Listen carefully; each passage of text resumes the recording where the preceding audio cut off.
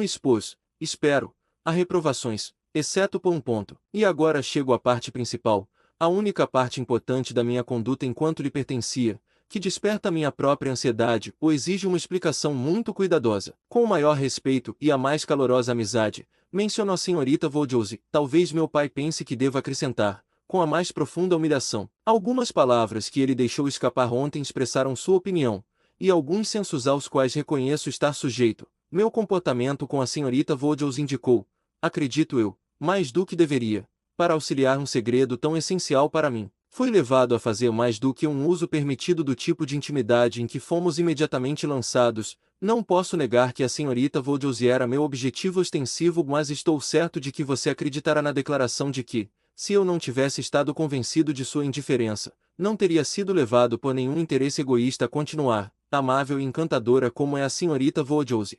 Ela nunca me deu a impressão de ser uma jovem propensa a se apegar, e que ela estava perfeitamente livre de qualquer tendência a se apegar a mim. Era tanto minha convicção quanto meu desejo. Ela recebeu minhas atenções com uma brincadeira fácil, amigável e bem-humorada, que me agradava exatamente. Parecíamos nos entender. Pela nossa posição relativa, aquelas atenções eram devidas a ela, e ela as sentia como tal. Se a senhorita Voldiosi começou a me entender de fato antes do fim daquela quinzena, não posso dizer. Quando fui chamá-la para me despedir, lembro-me de que estive prestes a confessar a verdade. E então imaginei que ela não estivesse sem suspeitas, mas não tenho dúvida de que, desde então, ela tenha me descoberto, pelo menos em certo grau. Pode ser que ela não tenha suspeitado de tudo, mas sua perspicácia deve ter penetrado em uma parte. Não posso duvidar disso. Você verá, sempre que o assunto se tornar livre das restrições atuais, que não a surpreendeu totalmente. Ela frequentemente me dava pistas sobre isso. Lembro-me dela me dizendo no baile que eu devia à senhora Elton gratidão por suas atenções à senhorita Fairfax. Espero que esta história da minha conduta para com ela seja admitida por você e meu pai como uma grande atenuação daquilo que vocês acharam errado. Enquanto vocês me consideravam como tendo pecado contra Emma Voldiosi, eu não poderia merecer nada de nenhum dos dois. Me absolvam aqui e providenciem para mim, quando for permitido, a absolvição e os bons desejos da referida Emma Voldiosi, por quem nutro tanto afeto fraternal, a ponto de desejar que ela se apaixone tão profundamente e felizmente quanto eu. Quaisquer coisas estranhas que eu tenha dito ou feito durante essa quinzena, vocês agora têm a chave para entender. Meu coração estava em Edbury, e meu objetivo era levar meu corpo até lá o quanto fosse possível, e com a menor suspeita. Se você se lembrar de alguma estranheza, atribua-a corretamente. Quanto ao penoforte tão falado, sinto ser apenas necessário dizer que sua encomenda era absolutamente desconhecida por Miss F., que nunca teria permitido que eu o enviasse, se tivesse tido qualquer escolha. É a delicadeza de sua mente durante todo o nosso relacionamento, minha cara senhora, está muito além da minha capacidade de fazer justiça. Espero, sinceramente, que você a conheça completamente em breve. Nenhuma descrição pode descrevê-la. Ela mesma deve lhe dizer o que é, mas não em palavras, pois nunca houve criatura humana que suprimisse tão deliberadamente seu próprio mérito. Desde que comecei esta carta, que será mais longa do que previ, recebi notícias dela, e ela dá uma boa descrição de sua própria saúde, mas como nunca se queixa, não ouso confiar totalmente. Quero saber sua opinião sobre a aparência dela. Sei que você a visitará em breve. Ela vive com medo dessa visita. Talvez já tenha sido feita. Quero notícias suas sem demora. Estou ansioso por 1000 detalhes. Lembre-se de quantos minutos passei em Randalls, e em que estado confuso, quão louco me encontrava, e ainda não estou muito melhor, ainda insano. Seja de felicidade ou de tristeza, quando penso na bondade e no favor que encontrei, na sua excelência e paciência, e na generosidade do meu tio, fico louco de alegria, mas quando me lembro de todo o desconforto que lhe causei, e de como eu pouco mereço ser perdoado, fico louco de raiva. Se ao menos eu pudesse vê-la novamente, mas ainda não devo propor isso. Meu tio foi bom demais comigo para que eu invada seu espaço. Ainda preciso acrescentar a esta longa carta. Você não ouviu tudo o que deveria ouvir. Eu não pude dar nenhum detalhe conectado ontem, mas a surpresa, e de certa forma, a inoportunidade com que o acontecimento irrompeu, precisam de explicação, pois, embora o evento do dia 26 último, como você concluirá, tenha imediatamente aberto para mim as perspectivas mais felizes, eu não teria presumido em tomar medidas tão precoces, se não fossem as circunstâncias muito particulares, que não me deixaram uma hora a perder. Eu mesmo teria evitado qualquer coisa tão precipitada, e ela teria sentido cada dúvida minha com força e refinamento multiplicado. Mas eu não tinha escolha. O compromisso precipitado que ela havia assumido com aquela mulher aqui, Minha cara senhora, fui obrigado a interromper abruptamente, para me recompor e me acalmar. Tenho andado pelo país e agora estou, espero, razoável o suficiente para fazer o resto da minha carta como deveria ser. De fato, um retrospecto extremamente constrangedor para mim. Comportei-me de maneira vergonhosa. E aqui posso admitir que meus modos com a senhorita W, ao ser desagradável com a senhorita F, foram altamente censuráveis. Ela não aprovou, o que deveria ter sido suficiente. Meu argumento de ocultar a verdade, ela não achou suficiente, e ela ficou desapontada. Eu achei isso irracionalmente, achei-a, em inúmeras ocasiões, desnecessariamente escrupulosa e cautelosa, até a achei fria. Mas ela estava sempre certa. Se eu tivesse seguido seu julgamento e contido meus ânimos ao nível do que ela considerava apropriado, teria evitado a maior infelicidade que já conheci, e nós brigamos. Você se lembra da manhã que passamos em Donwell? Lá, toda pequena insatisfação que havia ocorrido antes chegou a um ponto crítico. Eu estava atrasado, a encontrei voltando para casa sozinha e quis caminhar com ela, mas ela não permitiu. Ela absolutamente se recusou a me permitir, o que na época me pareceu muito irrazoável. Agora, no entanto, não vejo nisso nada além de um grau de discrição muito natural e consistente. Enquanto eu, para cegar o mundo quanto ao nosso compromisso, me comportava uma hora com particularidade intolerável para outra mulher, ela deveria consentir no momento seguinte com uma proposta que poderia tornar toda a precaução anterior inútil. Se tivéssemos sido vistos caminhando juntos entre Donwell e Igbury, a verdade teria sido suspeitada. Fiquei, no entanto, louco o suficiente para me ressentir. Duvidava do seu afeto. Eu duvidei ainda mais no dia seguinte, em Box Hill, quando, provocada por tal conduta da minha parte, tal descuido vergonhoso e insolente para com ela, e tal aparente devoção à senhorita W, que teria sido impossível para qualquer mulher sensata suportar, ela expressou seu ressentimento em palavras perfeitamente compreensíveis para mim. Em suma, minha querida senhora, foi uma briga sem culpa da parte dela, abominável da minha, e eu voltei na mesma noite para Richmond, embora pudesse ter ficado com você até a manhã seguinte, apenas porque queria ficar o mais irritada possível com ela. Mesmo assim,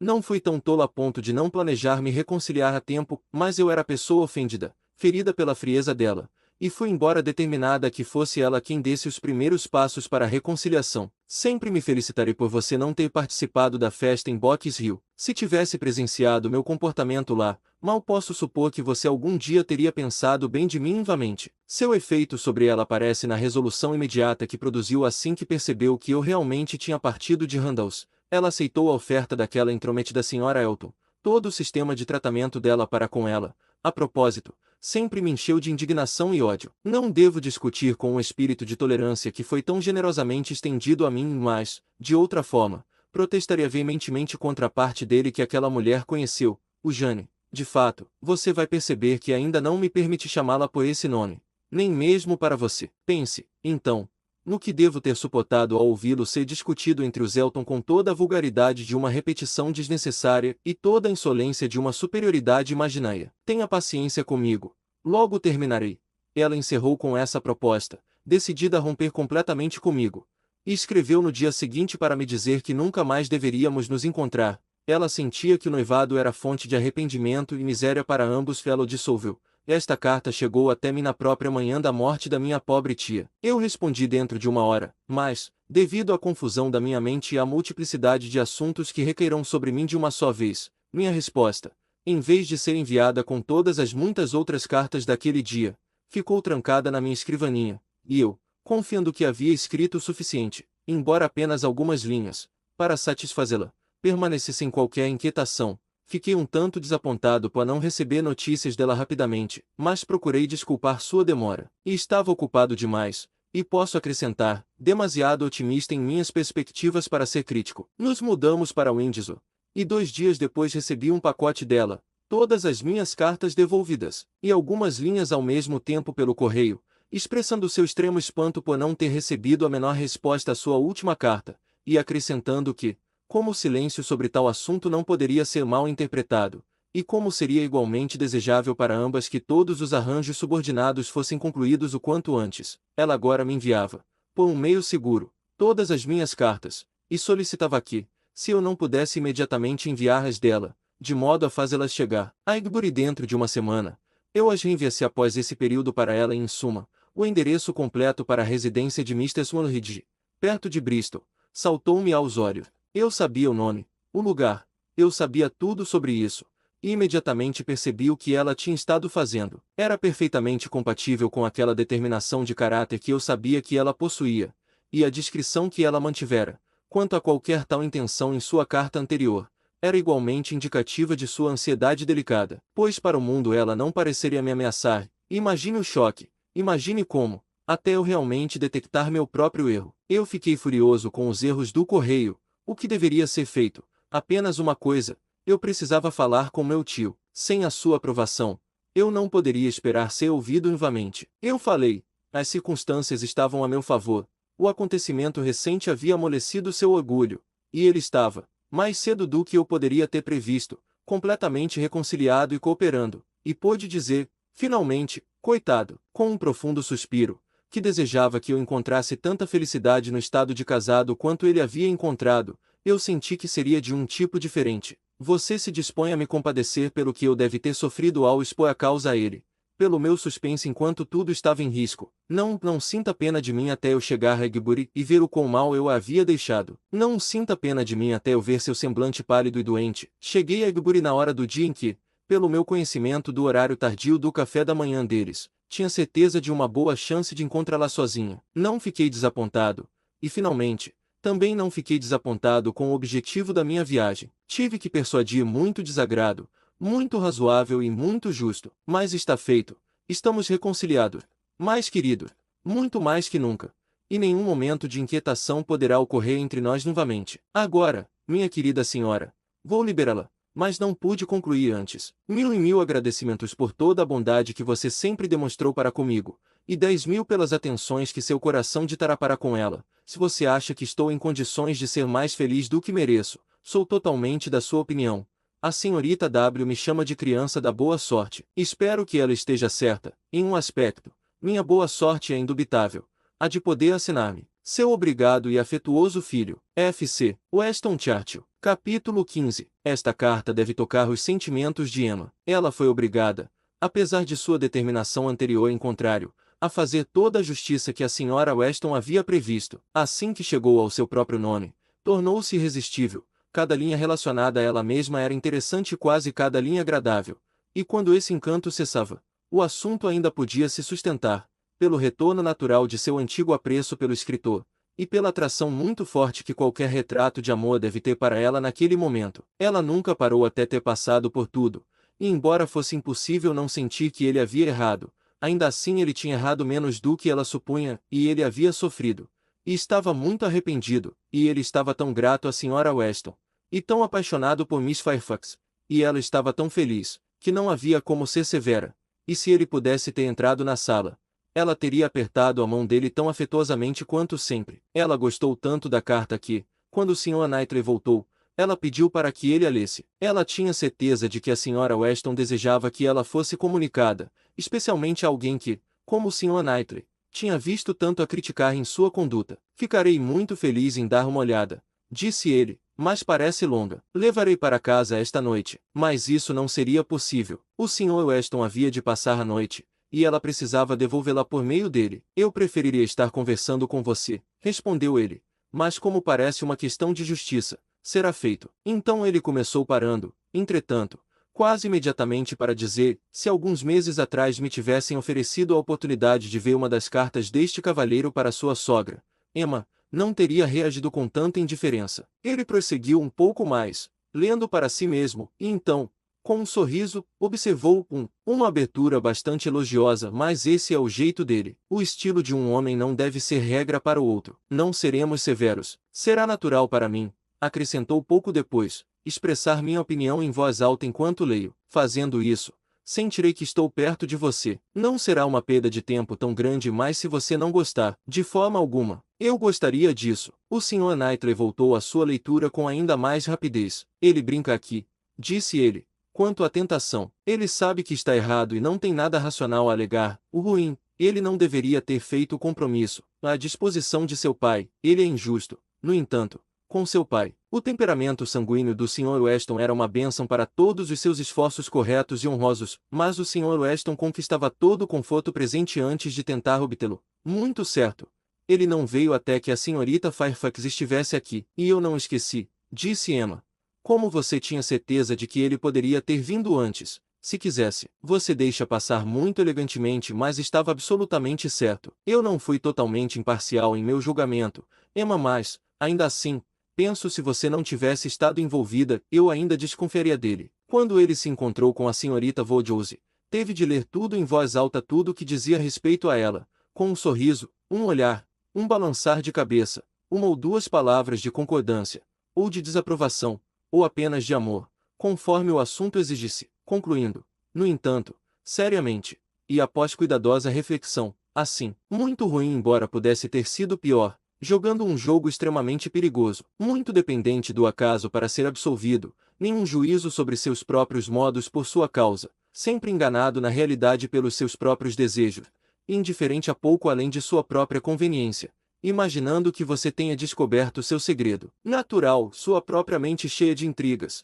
que ele suspeitasse delas nos outros. Mistério, sutis artifícios como eles distorcem o entendimento. Minha Emma, não é verdade que tudo serve para provar cada vez mais a beleza da verdade e da sinceridade em todos os nossos relacionamentos? Emma concordou com isso, e com uma cor de sensibilidade por causa de Harriet, para a qual não conseguia dar nenhuma explicação sincera. É melhor você continuar, disse ela. Ele o fez, mas muito em breve parou novamente para dizer o pianoforte. Ah, isso foi o ato de um homem muito, muito jovem.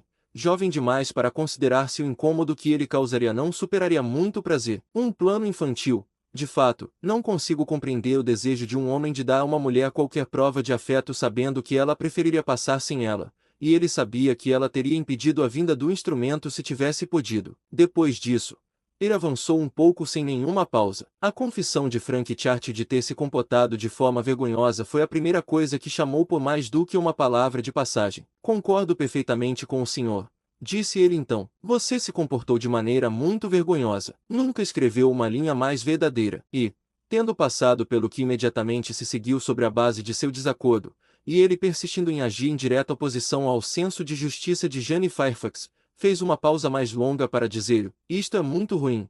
Ele a havia levado a se colocar, por causa dele, em uma situação de extrema dificuldade e desconforto, e seu primeiro objetivo deveria ter sido impedir que ela sofresse desnecessariamente, e ela deve ter tido muito mais com o que lidar, ao conduzir a correspondência, do que ele poderia. Ele deveria ter respeitado até mesmo escrúpulos irracionais, caso houvesse, mas os dela eram todos razoáveis. Devemos olhar para um único defeito dela e lembrar que ela havia cometido um erro ao consentir com o noivado, para suportar que ela deveria estar em tal estado de punição. Emma sabia que ele agora estava chegando à festa de Box Hill e ficou desconfortável. Seu próprio comportamento havia sido tão impróprio. Ela estava profundamente envergonhada e um pouco receosa de seu próximo olhar. No entanto, tudo foi lido de forma constante, atenta, e sem o menor comentário, e exceto por um olhar momentâneo para ela, imediatamente retirado, com medo de causar dor, não parecia existir nenhuma lembrança de Box Hill. Não se pode dizer muito sobre a delicadeza de nossos bons amigos, os Elton.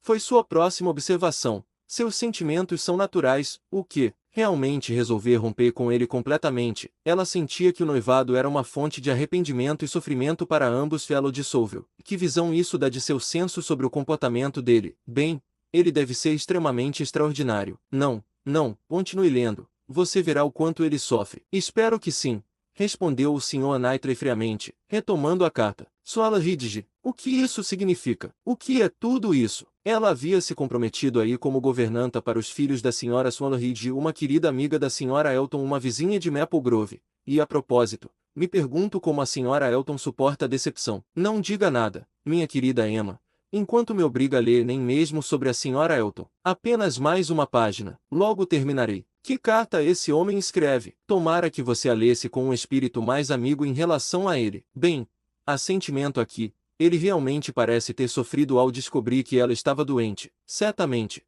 não posso ter dúvidas de que ele gosta dela. Mais querido. Muito mais querido do que nunca. Espero que ele continue por muito tempo a sentir todo o valor de tal reconciliação.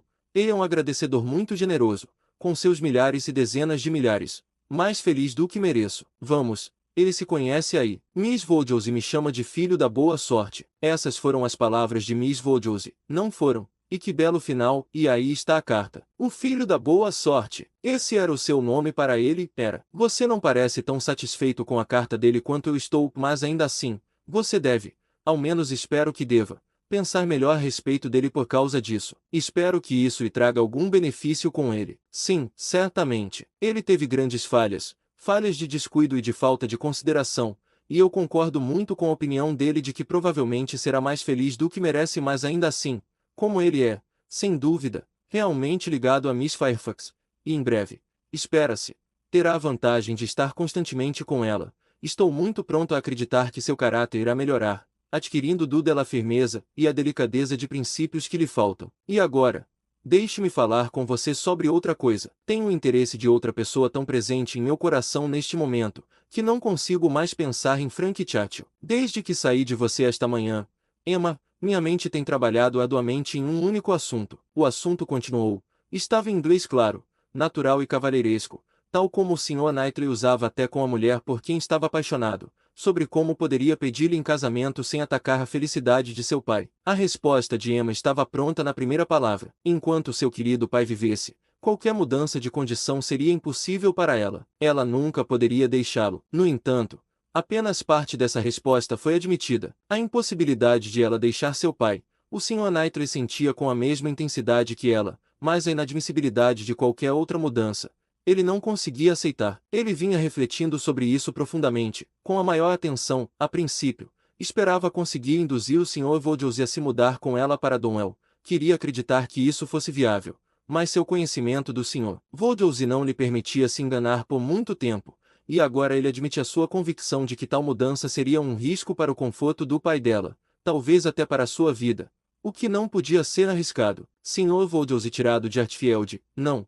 Ele sentia que isso não deveria ser tentado, mas o plano que havia surgido com o sacrifício disso, ele confiava que sua querida Emma não acharia de forma alguma objetável, era que ele fosse recebido em Hartfield, que, enquanto a felicidade de seu pai, em outras palavras, sua vida exigisse que Hartfield continuasse sendo seu lar, ele também deveria ser seu. Sobre a mudança de todos para Donwell, Emma já havia tido seus próprios pensamentos passageiros. Como ele, ela tinha tentado o plano e o rejeitado, mas uma alternativa como essa não lhe ocorrerá. Ela estava consciente de todo o afeto que ele demonstrava. Sentia que, ao deixar Donwell, ele deveria estar sacrificando muita independência em relação a horários e hábitos, que, ao viver constantemente com seu pai, e sem uma casa própria, haveria muito, muito a suportar. Prometeu pensar sobre isso e aconselhou a pensar mais, mas ele estava plenamente convencido de que nenhuma reflexão poderia alterar seus desejos ou sua opinião sobre o assunto. Ele havia dado, podia assegurar a ela, uma consideração longa e calma.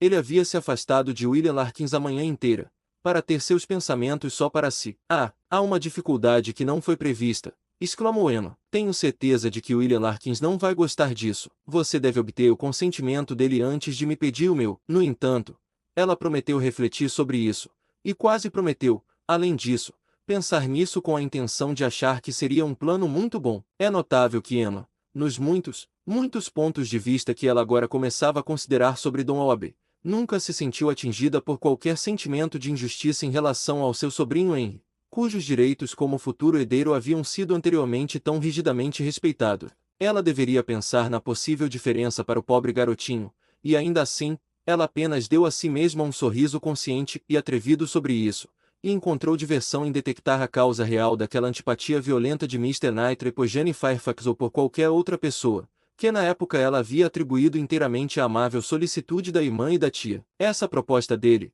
esse plano de se casar e continuar em Hartfield, quanto mais ela o contemplava, mais agradável se tornava. Os males dele pareciam diminuir, suas próprias vantagens aumentar, e o bem mútuo superar qualquer inconveniente. Que companheiro para si mesma nos períodos de ansiedade e desânimo que estavam por vir, que parceiro em todos aqueles deveres e cuidados aos quais o tempo certamente acrescentaria melancolia. Ela estaria extremamente feliz se não fosse pela pobre Harriet, mas toda a bênção sua parecia envoltar e aumentar o sofrimento de sua amiga, que agora deveria até mesmo ser excluída de Hartfield. A encantadora reunião familiar que Emma estava garantindo para si mesma, a pobre Harriet, por mera cautela caridosa, deveria permanecer à distância. Ela seria prejudicada em todos os sentidos. Emma não poderia lamentar a futura ausência da amiga como qualquer diminuição de seu próprio prazer. Em tal festa, Harriet seria mais um peso morto do que outra coisa, mas para a própria pobre garota, parecia uma necessidade particularmente cruel colocá-la em um estado de punição tão imerecida. Com o tempo,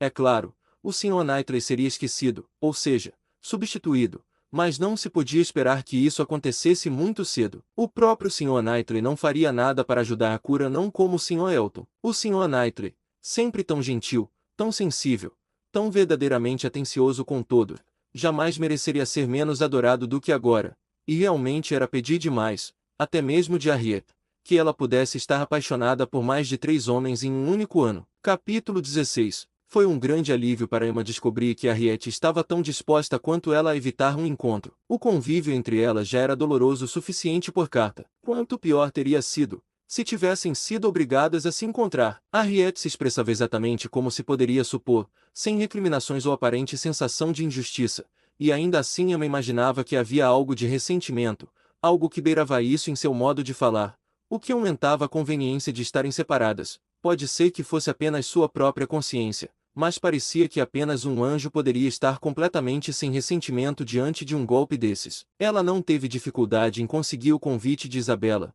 e teve a sorte de ter uma razão suficiente para pedi-lo, sem precisar inventar nada. Havia um dente com problema. Harriet realmente queria, e já há algum tempo desejava, consultar um dentista. A senhora John Knightley ficou encantada em poder ajudar. Qualquer coisa relacionada à saúde era uma recomendação para ela, e, embora não gostasse tanto de um dentista quanto de um Sr. Wingfield, estava bastante ansiosa para ter Harriet sob seus cuidados. Quando isso foi decidido pelo lado de sua irmã, Emma propôs a ideia à sua amiga, e a encontrou bastante persuadível. Harriet iria.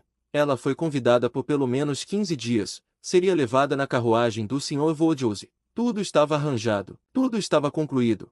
E Harriet estava segura na Brunswick Square. Agora Emma podia, de fato, desfrutar das visitas do Sr. Knightley. Agora ela podia falar, e podia ouvir com verdadeira felicidade, sem ser interrompida por aquele senso de injustiça, de culpa, de algo extremamente doloroso, que a assombrava ao se lembrar de quão desapontado estava um coração próximo a ela. Quanto poderia nesse momento, e a uma pequena distância, estar sofrendo pelos sentimentos que ela mesma havia desviado. A diferença de Harriet na casa da Sra. Goddard, ou em Londres, talvez causasse uma diferença irrazoável nas sensações de Emma, mas ela não podia pensar nela em Londres sem encontrar objetos de curiosidade e ocupação, que deviam afastá-la do passado e tirá-la de si mesma. Ela não permitiria que qualquer outra ansiedade ocupasse diretamente o lugar em sua mente que Harriet havia ocupado. Havia uma comunicação a ser feita, uma que apenas ela poderia realizar com competência, a confissão de seu noivado ao pai, mas, no momento, ela não queria ter nada a ver com isso. Ela havia decidido adiar a revelação até que a Sra. Weston estivesse segura e bem. Nenhuma agitação adicional deveria ser lançada neste período entre aqueles que ela amava, e o mal não deveria agir sobre si mesma por antecipação antes do tempo determinado. 2 semanas,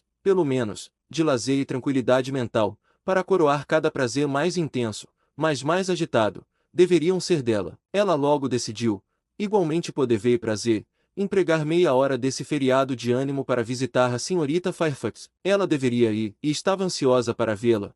A semelhança de suas situações atuais aumentava todos os outros motivos de boa vontade. Seria uma satisfação secreta, mas a consciência de uma semelhança de perspectivas certamente adicionaria ao interesse com que ela prestaria atenção a qualquer coisa que Jane pudesse comunicar. Ela tinha dirigido-se uma vez sem sucesso até a porta, mas não entrava na casa desde a manhã depois de Box Hill, quando a pobre Jane estivera em tal aflição que a encheu de compaixão, embora todo o pior de seus sofrimentos tivesse passado despercebido. O medo de ainda ser indesejada a determinou, embora certa de que estavam em casa, a esperar no corredor e enviar seu nome. E ela ouviu Patty anunciando, mas não se seguiu aquela agitação que a pobre senhorita Batesentes havia feito tão claramente. Compreensível, não. Ela não ouviu nada além da resposta instantânea de "diga-lhe para subir", e um momento depois foi recebida na escada pela própria Jane, que avançava ansiosamente, como se nenhum outro acolhimento fosse suficiente. E Emma nunca a tinha visto tão bem, tão encantadora, tão cativante. Havia consciência, animação e calor.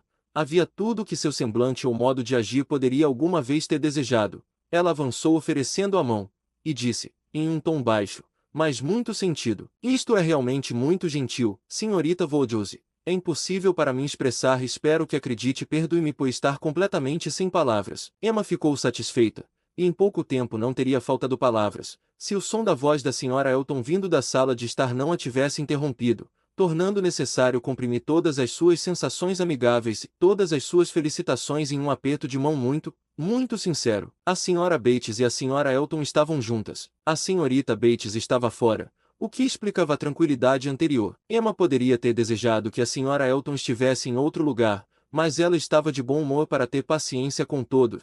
E como a senhora Elton a recebeu com uma graça incomum, ela esperava que o encontro não lhes causasse nenhum mal. Logo ela acreditou estar penetrando nos pensamentos da senhora Elton e entender por que ela estava, como ela própria, de bom humor.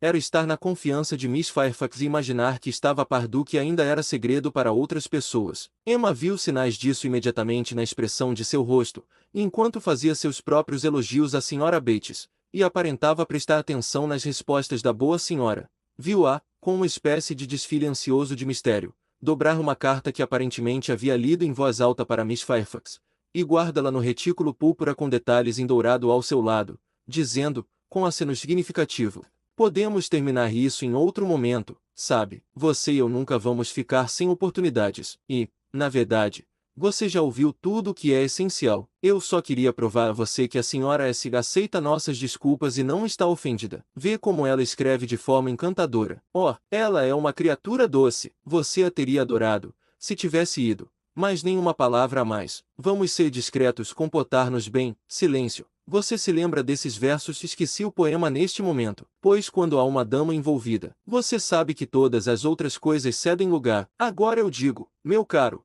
em nosso caso, para a dama, leia uma palavra ao sábio. Estou num excelente estado de espírito. Não estou, mas quero tranquilizar seu coração quanto à senhora S. Minha representação, veja, a deixou completamente satisfeita. Invamente, ao simples gesto de Emma de virar a cabeça para olhar para o trabalho de tricô da senhora Bates, ela acrescentou, em um meio sussurro: não mencionei nenhum nome. Você vai notar, não.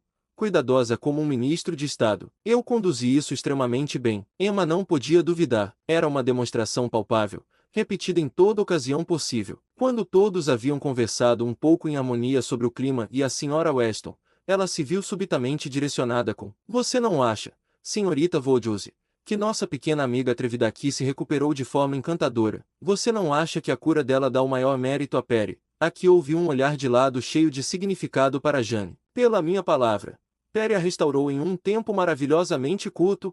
Se você a tivesse visto, como eu vi, quando ela estava no pior. E quando a senhora Bates estava dizendo algo para Emma, sussurrou mais baixo: não dizemos uma palavra sobre qualquer ajuda que Perry possa ter dado, nem uma palavra sobre certo jovem médico de Windsor. Não, todo o crédito será de Perry. Mal tive o prazer de vê-la, senhorita Woodhouse. Ela começou pouco depois, desde a festa em Box Hill. Festa muito agradável, mas ainda assim acho que faltou algo. As coisas não pareciam, quer dizer, parecia haver uma pequena nuvem sobre o ânimo de alguns, pelo menos assim me pareceu, mas posso estar enganada. No entanto, acho que serviu até certo ponto para nos tentar aí novamente. O que vocês duas acham de reunirmos o mesmo grupo e explorarmos Box Hill mais uma vez, enquanto o bom tempo durar? Tem de ser o mesmo grupo.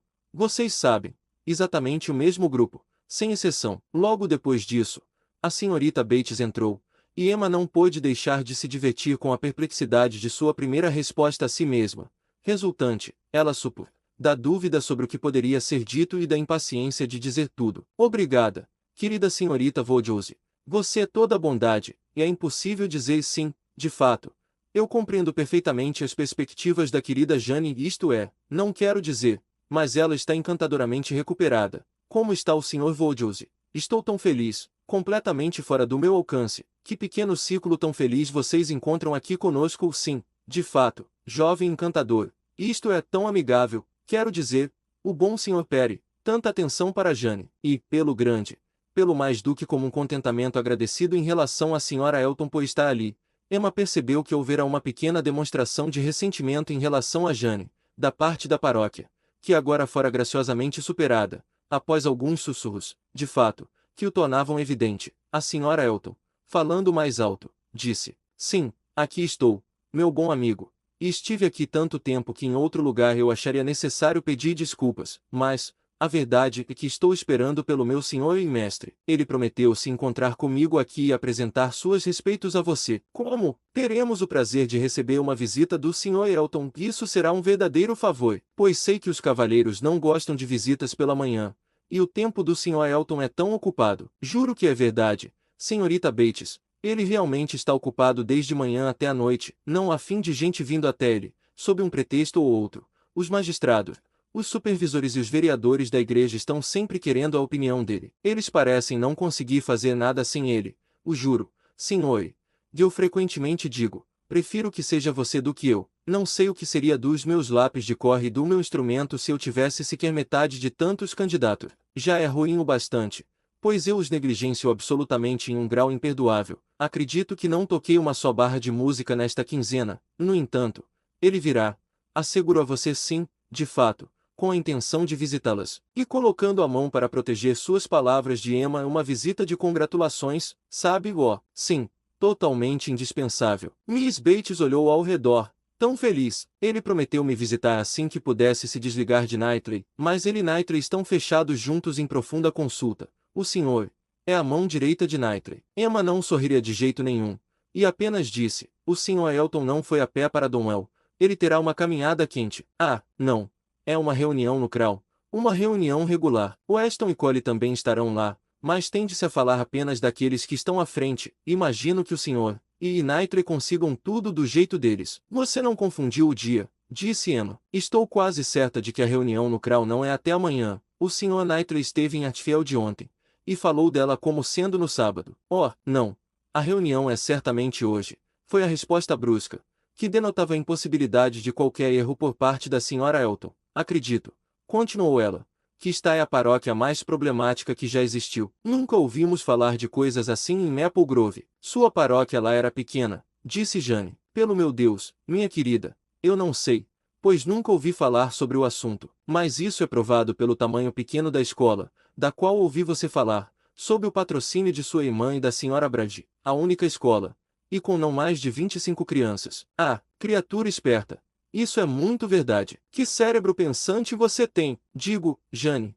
Que personagem perfeita você e eu formaríamos, se pudéssemos nos unir. Minha vivacidade e sua solidez produziriam a perfeição, não que eu me atreva a insinuar, no entanto, que algumas pessoas possam não considerar você perfeita já. Mais silêncio, nenhuma palavra. Por favor. Pareceu uma cautela desnecessária. Jane queria dirigir suas palavras, não à Sra. Elton, mas à senhorita Vaudoise. Como esta última claramente percebeu, o desejo de distingui-la, tanto quanto a civilidade permitia, era muito evidente, embora raramente pudesse ir além de um olhar. O Sr. Elton fez sua aparição. Sua senhora o cumprimentou com parte de sua vivacidade cintilante. Muito bonito, senhor. De verdade, me enviar para cá, para ser um peso para meus amigos. Muito antes de você se dignar a chegar, mas você sabia com que criatura obediente estava lidando. Sabia que eu não me moveria até que meu senhor e mestre aparecesse, e aqui estive eu sentada esta hora toda, dando a estas jovens senhoritas uma mostra de verdadeira obediência conjugal, pois quem pode dizer, sabe, quão cedo isso pode ser necessário. O Sr. Elton estava tão quente e cansado que toda essa inteligência parecia perdida. Suas gentilezas com as outras damas precisavam ser retribuídas, mas seu objetivo seguinte era lamentar-se de si mesmo pelo calor que estava sofrendo e pela caminhada que teve em vão. Quando cheguei a Donwell, disse ele, não consegui encontrar Knightley. Muito estranho, muito inexplicável. Depois da nota que lhe enviei esta manhã, e da mensagem que ele devolveu, dizendo que certamente estaria em casa até a 1 hora. Donwell, exclamou sua esposa, meu querido senhor, você não esteve em Donwell. Você quis dizer o Crown. Você vem da reunião no Crown. Não, não. Isso é amanhã. E eu queria ver o Knightley hoje justamente por esse motivo. Que manhã terrivelmente quente. Eu até atravessei os campos também falando com um tom de grande ressentimento, o que tornou tudo ainda pior. E depois não encontrá-lo em casa. Eu garanto que não estou nada contente. E nenhum pedido de desculpas deixado, nenhuma mensagem para mim. A governanta declarou que não sabia nada sobre a minha vinda, muito extraordinário, e ninguém sabia para onde ele tinha ido. Talvez para Hatfield, talvez para o moinho da abadia, talvez para suas florestas. Senhorita Vaudoise, isso não é como nosso amigo Knightley. Você pode explicar. Emma se divertia protestando que era realmente muito extraordinário, e que ela não tinha uma única palavra a dizer em defesa dele. Não consigo imaginar, disse a Sra. Elton, sentindo a indignidade como uma esposa deve sentir. Não consigo imaginar como ele pôde fazer uma coisa dessas com você, de todas as pessoas do mundo. A última pessoa da qual se esperaria ser esquecida, meu querido senhor, ele deve ter deixado uma mensagem para você. Tenho certeza de que deixou. Nem mesmo Knightley poderia ser tão excêntrico, e seus servos esqueceram. Pode apostar que foi isso que aconteceu e muito provavelmente aconteceria com os servos de Donwell, que, como já observei muitas vezes, são extremamente desajeitados e negligentes. Tenho certeza de que eu não deixaria uma criatura como seu Harry ficar ao lado do nosso aparador por nada. E quanto à senhora Otis, Uriah despreza completamente. Ela prometeu a Uriah uma receita, e nunca a enviou. Conheci o William Larkins, continuou o Sr. Elton, quando me aproximei da casa, e ele me disse que eu não encontraria seu mestre em casa. Mas eu não acreditei nele. William parecia meio de mau humor. Ele disse que não sabia o que acontecerá com seu mestre ultimamente, mas mal conseguia falar com ele. Não tenho nada a ver com os desejos de William, mas é realmente de grande importância que eu veja Knightley hoje, e por isso se torna um grande inconveniente ter feito essa caminhada quente sem resultado. Emma sentiu que não poderia fazer melhor do que ir diretamente para casa. Muito provavelmente, naquele exato momento, estavam à sua espera lá, e o Sr. Knightley talvez pudesse ser preservado de se aprofundar ainda mais na agressividade contra o Sr. Elton, se não contra William Larkins. Ela ficou satisfeita, ao se despedir, ao perceber que a senhorita Fairfax estava determinada a acompanhá-la para fora da sala, a ir com ela até mesmo escada abaixo. Isso lhe deu uma oportunidade que ela imediatamente aproveitou para dizer: talvez seja melhor que eu não tenha tido essa possibilidade. Se você não estivesse cercada por outras amigas, eu poderia ter sido tentada a introduzir um assunto, fazer perguntas, falar de maneira mais aberta do que seria estritamente correto.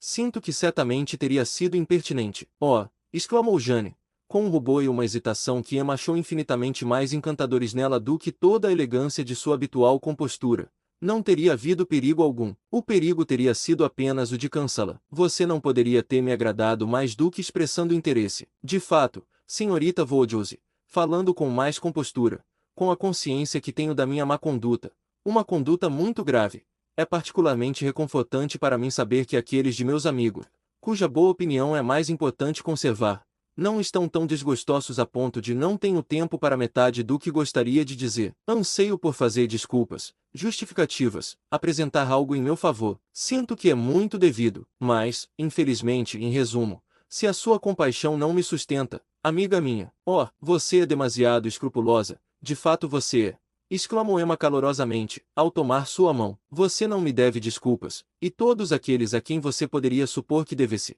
estão tão completamente satisfeitos, até encantado. Você é muito gentil, mas eu sei como foram meus modos com você, tão frios e artificiais. Eu sempre tinha um papel a desempenhar, foi uma vida de engano, e eu sei que devo tê-la desagradado. Por favor, não diga mais nada. Sinto que todas as desculpas deveriam ser da minha parte. Vamos nos perdoar imediatamente. Devemos fazer o que precisa ser feito da maneira mais rápida, e acho que nossos sentimentos não vão perder tempo nisso. Espero que você tenha notícias agradáveis de Windsor. Muito. E a próxima notícia, suponho, será que vamos perdê-la logo quando estou começando a conhecê-la? Oh, quanto a tudo isso!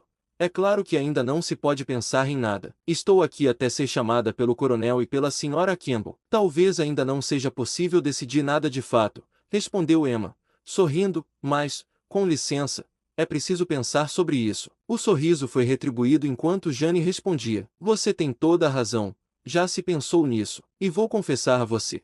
Tenho certeza de que será seguro, que, no que diz respeito a nossa morar com o Sr. Churchill em Scombe, isso está decidido. Deve haver, pelo menos, 3 meses de luto profundo, mas, quando terminarem, imagino que não haverá mais nada a esperar. Obrigada, obrigada, era exatamente isso que eu queria ter como certeza.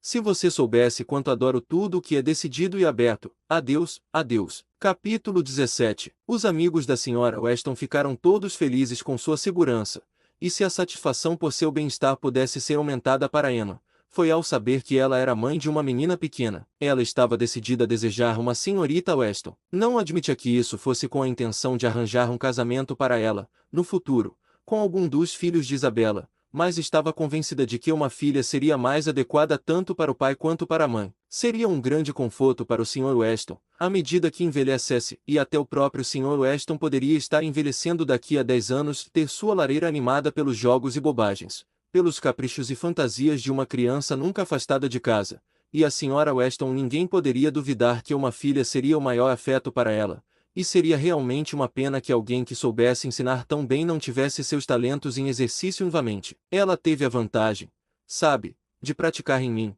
Ela continuou, como no Baronnie de Almanin acontece Deustales, no Adelaide e Theodore de Madame de Genes, E agora vamos ver sua própria pequena Adelaide educada de acordo com um plano mais perfeito. Isso é, respondeu o Sr. Knightley. Ela vai mimar ainda mais a menina do que fez com você, e acreditar que de fato não a está mimando nem um pouco. Essa será a única diferença. Pobre criança, exclamou Emma. Nesse ritmo, o que será dela? Nada de muito ruim. O destino de milhares. Ela será desagradável na infância, e se corrigirá à medida que crescer. Estou perdendo toda a minha amargura contra crianças mimadas. Minha querida Emma, eu que devo toda a minha felicidade a você, não seria horrível ingratidão da minha parte ser severo com elas? Emma riu e respondeu, mas eu tive a ajuda de todos os seus esforços para contrariar a indulgência de outras pessoas. Duvido que meu próprio senso teria me corrigido sem isso. Você, não tenho dúvida. A natureza lhe deu compreensão, a senhorita Taylor lhe deu princípio. Você deve ter se saído bem. Minha intervenção era tão provável de fazer mal quanto bem. Era muito natural você dizer, que direito ele tem de me dar sermão, e temo que seja muito natural você sentir que foi feito de maneira desagradável. Não acredito que eu tenha lhe feito algum bem. O bem foi todo para mim, tornando você um objeto do mais terno carinho para mim. Eu não poderia pensar em você tanto sem me apaixonar por você, com todos os seus defeitos. E ao imaginar tantos erros, estou apaixonado por você desde que tinha pelo menos 13 anos. Tenho certeza de que você me foi útil, exclamou Emma. Eu muitas vezes fui influenciada corretamente por você mais do que admitiria na época. Tenho plena certeza de que você me fez bem. E se a pobre Anna Weston vai ser mimada, será a maior humanidade da sua parte fazer por ela tanto quanto fez por mim, com exceção de se apaixonar por ela quando tiver 13 anos. Quantas vezes, quando você era menina, me disse, com um de seus olhares atrevidos, Sr. Knightley, vou fazer tal coisa, papai disse que posso, ou tenho a permissão da senhorita Taylor, ou algo que, você sabia, eu desaprovava. Nesses casos, minha intervenção estava lhe causando dois sentimentos ruins em vez de um. Que criatura amável eu fui! Não é de admirar que você guarde minhas palavras com tanta afeição. Sr. Knightley, você sempre me chamou de Sr. Knightley, e por hábito, não soa tão formal assim, e ainda é formal. Quero que me chame de outra coisa, mas não sei de que. Lembro-me de uma vez tê-lo chamado de George, em um dos meus acessos de simpatia, há uns 10 anos. Fiz isso porque achei que o ofenderia, mas, como você não se importou, nunca mais fiz isso. E você não pode me chamar de George agora. Impossível. Eu nunca conseguirei chamá-lo de outra coisa senão o Sr. Knightley. Eu nem sequer prometo igualar a elegância concisa da Sra. Elton, chamando de Sr. K, mas eu prometo. Ela acrescentou em seguida, rindo e corando, prometo chamá-lo uma vez pelo seu nome próprio. Não digo quando, mas talvez você consiga adivinhar onde. No prédio em que N leva M para o bem e para o mal. Emma lamentava não poder ser mais abertamente justa com um único serviço importante que seu bom senso teria lhe proporcionado, o conselho que a teria poupado do pior de todas as suas tolices femininas, sua intimidade voluntariosa com Harriet Smith, mas era um assunto delicado demais. Ela não podia abordá-lo. Harriet era mencionada muito raramente entre eles. No caso dele, isso poderia simplesmente decorrer de ela não ser lembrada, mas Emma estava mais inclinada a atribuir isso à delicadeza e a uma suspeita, a partir de algumas aparências, de que a amizade deles estava diminuindo. Ela mesma estava ciente de que, separando-se sob quaisquer outras circunstâncias, certamente teriam correspondido mais, e que suas informações não dependeriam tanto, como agora dependiam quase totalmente, das cartas de Isabela. Ele poderia observar que era assim. A dor de ser obrigado a praticar segredo com ele era pouco inferior à dor de ter deixado a Harriet infeliz. Isabela deu um relato tão bom sobre sua visitante quanto se poderia esperar. Em sua primeira chegada, ela tinha pensado que a visitante estava desanimada, o que parecia perfeitamente natural, pois havia um dentista a ser consultado, mas, desde que esse assunto foi resolvido, ela não parecia achar Harriet diferente do que conhecera antes. Isabela, é claro, não era uma observadora muito rápida. Ainda assim, se Harriet não tivesse capacidade para brincar com as crianças, isso não passaria despercebido. Os confortos e esperanças de Emma eram bastante agradáveis, pois Harriet ficaria por mais tempo. Suas 2 semanas provavelmente se tornariam pelo menos um mês. O Sr. e a Sra. John Knightley viriam em agosto, e ela foi convidada a permanecer até que eles pudessem levá-la de volta. John nem sequer menciona sua amiga, disse o Sr. Knightley. Aqui está a resposta dele. Se você quiser ver, era a resposta à comunicação de seu casamento pretendido. Emma recebeu com uma mão muito ansiosa, com uma impaciência totalmente viva para saber o que ele diria a respeito, e não foi nada contida ao ouvir que sua amiga não fora mencionada. John participa da minha felicidade como um irmão, continuou o Sr. Knightley.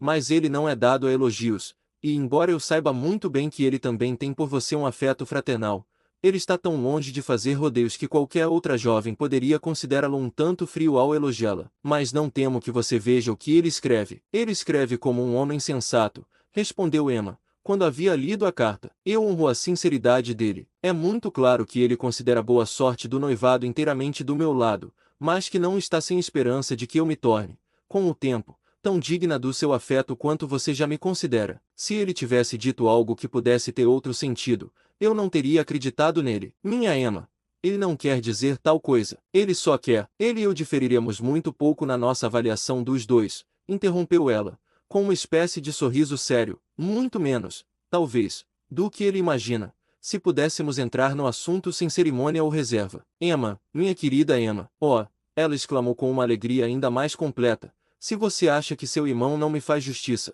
apenas espere até que meu querido pai esteja a par da situação, e ouça sua opinião. Pode apostar.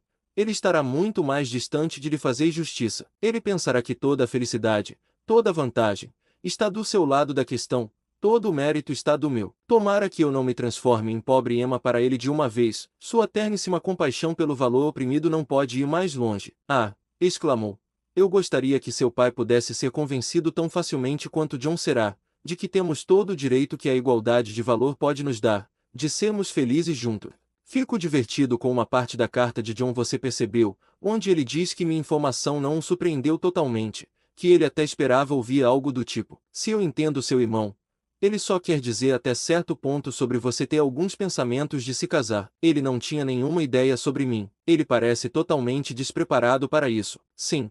Sim, mas estou divertida por ele ter conseguido ver tão profundamente meu sentimento. Pelo que ele estava julgando, não percebo nenhuma diferença no meu ânimo ou na minha conversa que pudesse prepará-lo, neste momento, para eu me casar mais do que em qualquer outro momento. Mas foi assim, suponho. Aposto que havia uma diferença quando estive com eles outro dia. Acredito que não brinquei tanto com as crianças como de costume. Lembro-me de uma noite em que os pobres meninos disseram: o tio parece estar sempre cansado agora. O tempo estava chegando em que a notícia precisava se espalhar mais, e a forma como outras pessoas a receberiam deveria ser testada. Assim que a Sra. Weston se recuperou o suficiente para admitir as visitas do Sr. Vouljose, Emma, tendo em mente que seus suaves argumentos deveriam ser utilizados na causa, resolveu primeiro anunciá-la em casa e depois em Randalls. Mas como revelar isso finalmente ao seu pai? Ela havia se comprometido a fazê-lo em uma hora da ausência do Sr. Knightley, ou quando chegasse o momento, seu coração teria falhado, e ela teria adiado, mas o Sr. Knightley deveria vir nesse momento,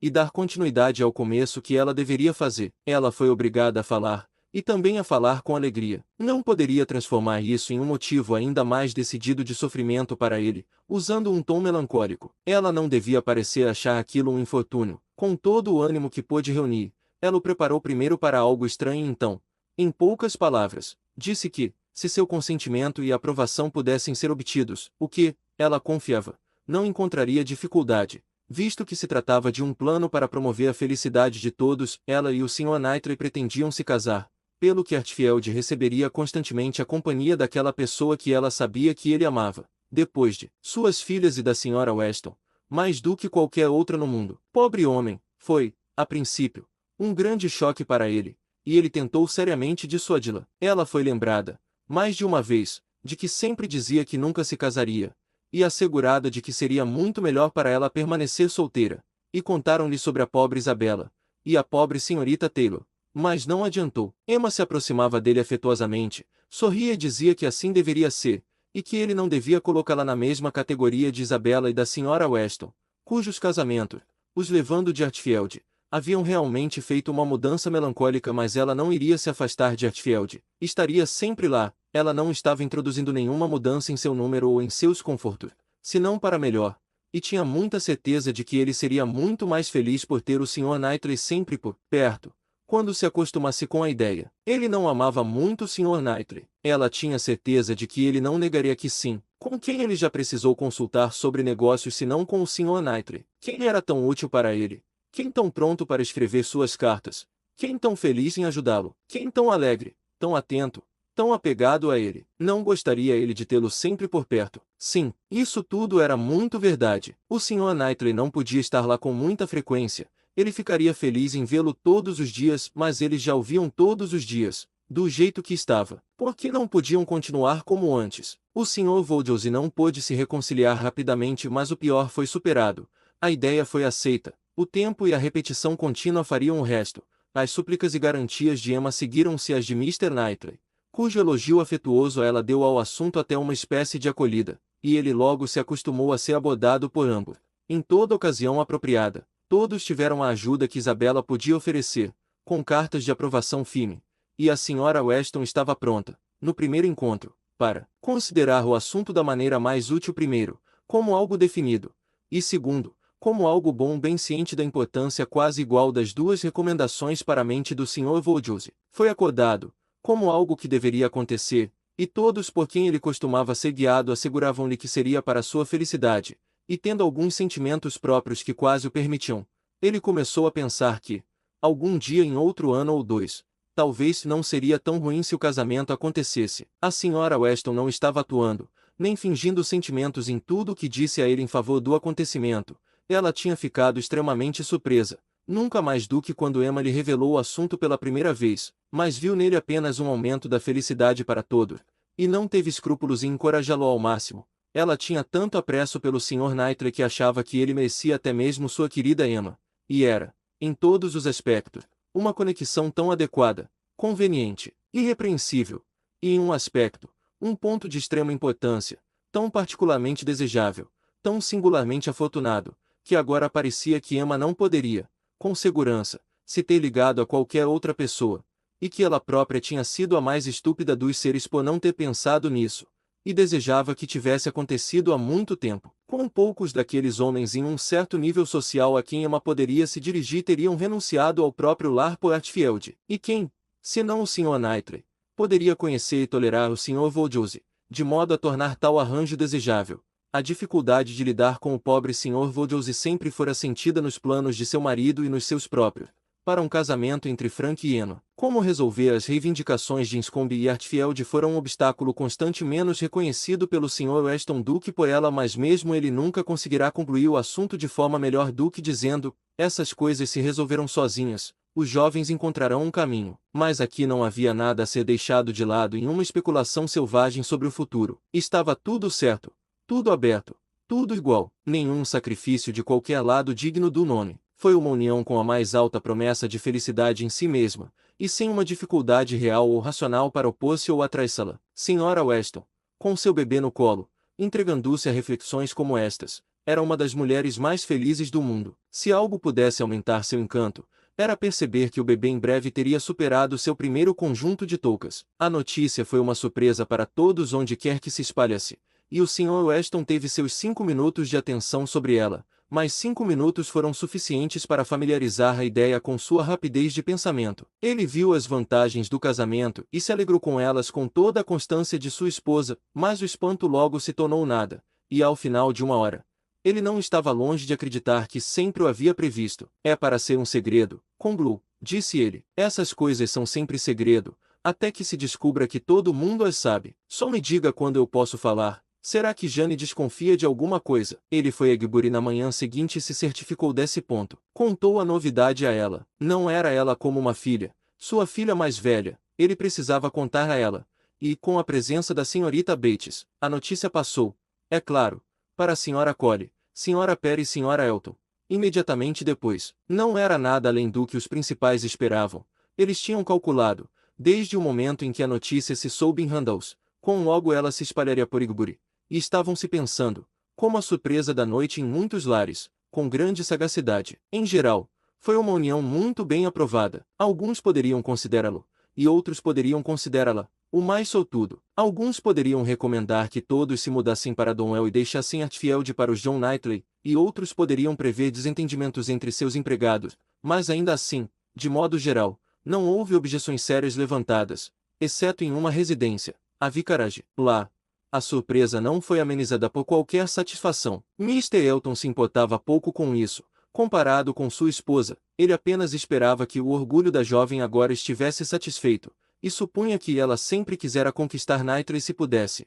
E quanto ao ponto de morar em Hatfield, podia ousadamente exclamar, antes ele do que eu. Mas Mrs. Elton estava realmente muito desconcertada. Pobre Knightley, pobre rapaz, Que situação triste para ele. Ela estava extremamente preocupada, pois, embora muito excêntrico, ele tinha 1000 boas qualidades. Como ele pôde ser enganado assim? Não